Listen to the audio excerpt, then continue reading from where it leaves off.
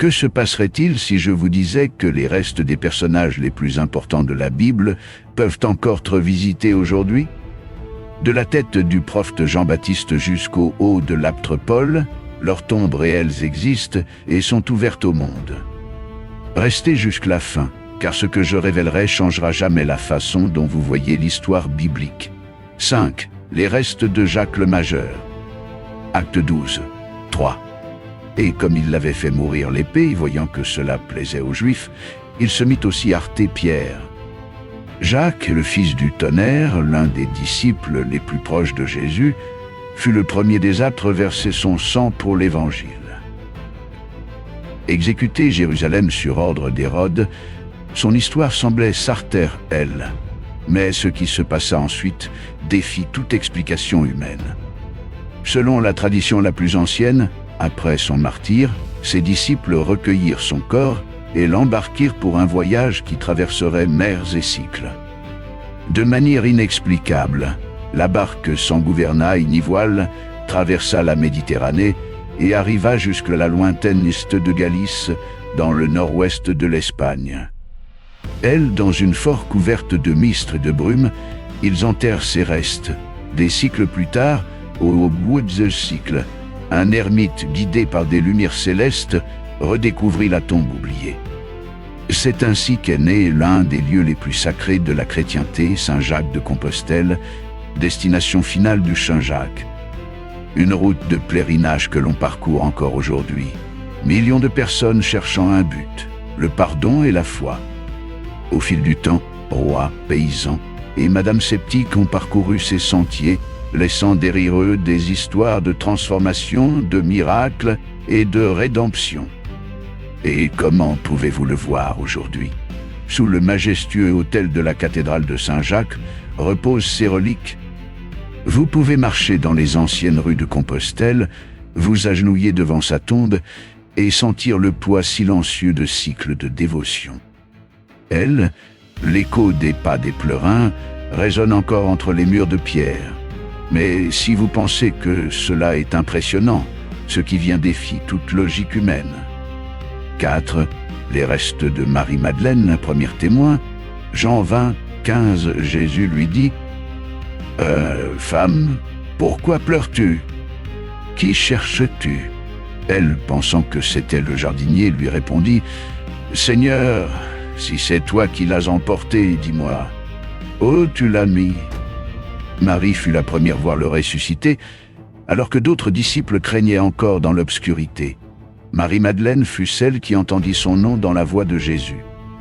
Marie, une femme marquée par son passé, rachetée par le Sauveur et choisie pour porter la plus grande nouvelle de l'histoire. Il est vivant, mais que lui est-il arrivé après cette rencontre glorieuse? La tradition chrétienne la plus ancienne raconte que, persécutée pour sa foi, elle s'enfuit de Terre Sainte et arriva jusqu'au sud de la France. Elle, dans une grotte sur les monts de Sainte-Baume. Elle vécut ses dernières années en ermite, consacrant sa vie à la prière et la pénitence, ses larmes, avant que la douleur ne se transforme en larmes d'adoration. Des siècles plus tard, ses restes furent découverts dans la basilique de Saint-Maximin, la Sainte-Baume. Oh, il repose encore aujourd'hui dans une urne dorée.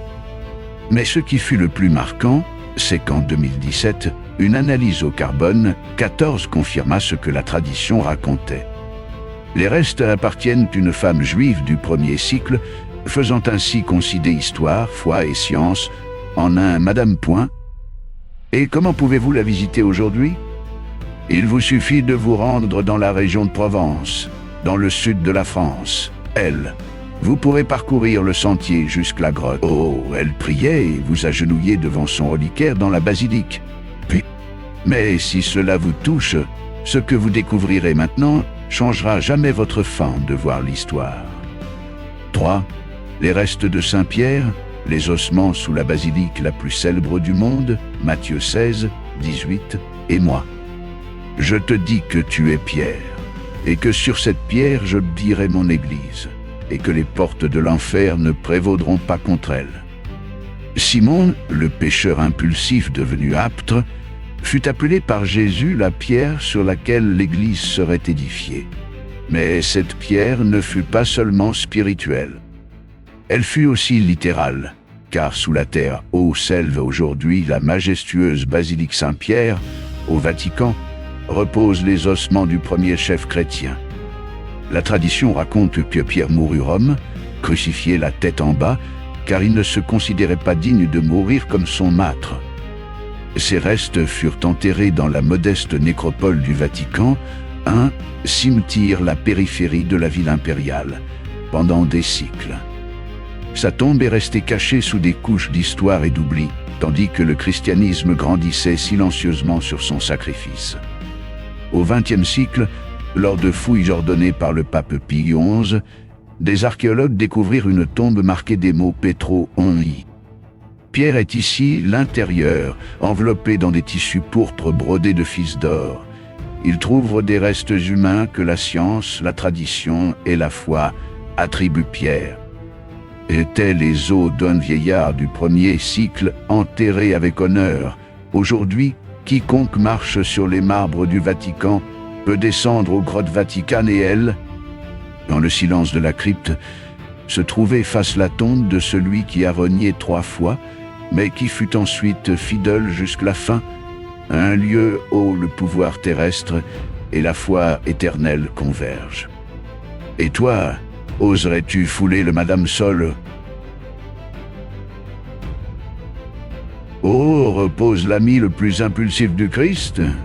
Tu peux visiter la basilique Saint-Pierre, réserver une visite des fouilles souterraines et contempler de tes propres yeux la preuve d'une foi qui a vaincu l'empire le plus puissant de l'histoire. Juste ici, nous avons parcouru des tombes et des reliques qui nous relient aux premiers témoins de Jésus. Des personnes réelles, avec des vies réelles qui ont tout quitté pour le suivre. Maintenant, rends-moi un service. Si tu crois que Jésus est vivant, si tu sens que son histoire continue de changer des vies aujourd'hui, écris dans les commentaires. Jésus vit. Oui, écrit Jésus vit commun. Acto publico que puede parecer un simple comentario, pero quien sabe a cuántas personas podrías esperar con esa dos palabras. Et ne te déconnecte pas, car le meilleur est venir. Les prochaines découvertes ne te surprendront pas seulement, elles te feront réfléchir sur ce qui compte vraiment dans cette vie. 2. Les restes de Saint Jean-Baptiste, le grand prophète. Matthieu 14, 10-11. Et il fit décapiter Jean dans la prison. On apporta sa tête sur un plateau, on la donna à la jeune fille, et elle la présenta à sa mère. Jean fut la voix qui criait dans le désert. L'homme qui n'a pas craint de dénoncer le péché, madame lorsque l'accusé était un roi, Jean le Baptiste, cousin de Jésus, fut celui qui prépara le cœur du peuple la venue du Messie. Et pour cette vérité, il paya de sa vie.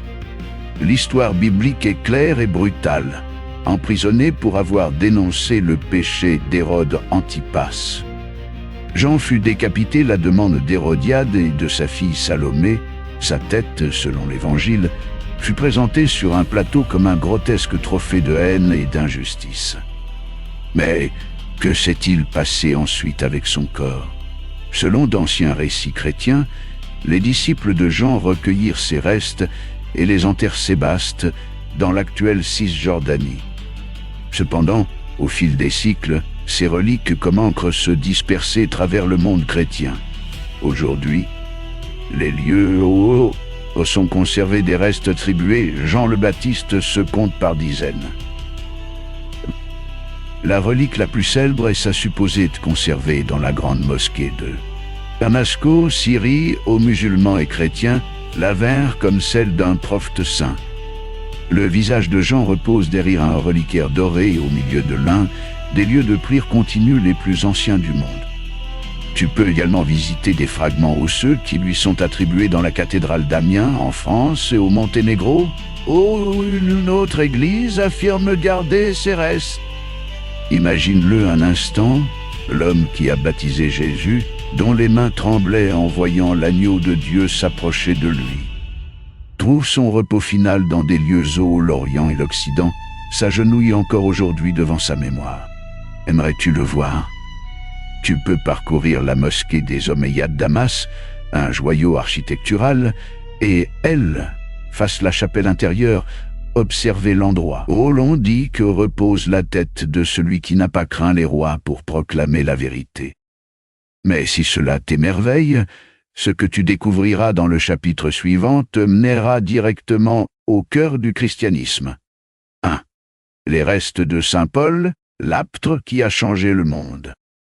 2 Timothée 4.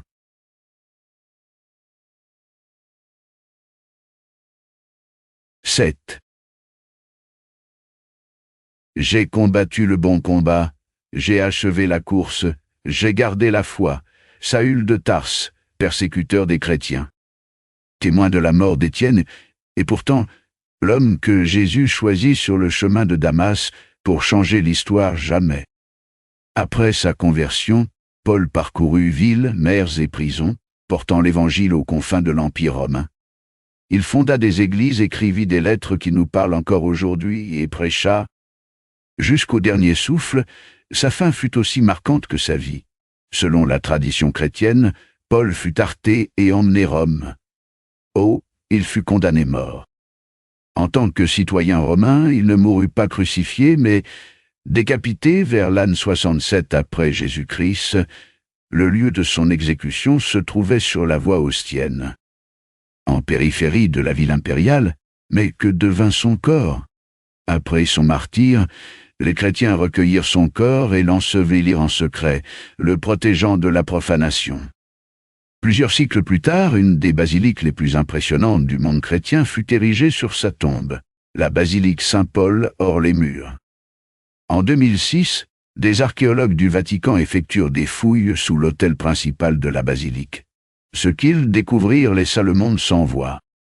L'intérieur d'un sarcophage recouvert de cycles de poussière, ils trouvent des restes humains enveloppés dans des tissus pourpres, ornés de fils d'or.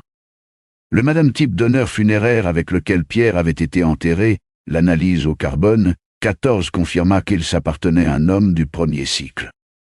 Aujourd'hui, tu peux t'agenouiller devant sa tombe. Sous le marbre froid et les colonnes majestueuses de la basilique, reposent les restes de l'homme qui, par la grâce de Dieu, passa de persécuteur martyr.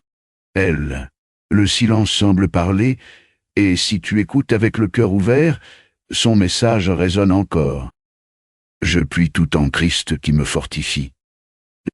Veux-tu le voir par toi-même? Il te suffit de voyager Rome et de visiter la basilique papale Saint-Paul. Extramuros, ô des milliers de pèlerins du monde entier, prient encore l'apôtre des gentils. Et aujourd'hui, toi et moi avons la madame invitation. Suivre la foi qu'ils ont défendue jusqu'à la mort, et si cette vidéo t'a marqué, prépare-toi, car le meilleur est venir. Voici d'autres vidéos qui vont te fasciner et que tu ne peux pas manquer. Musique.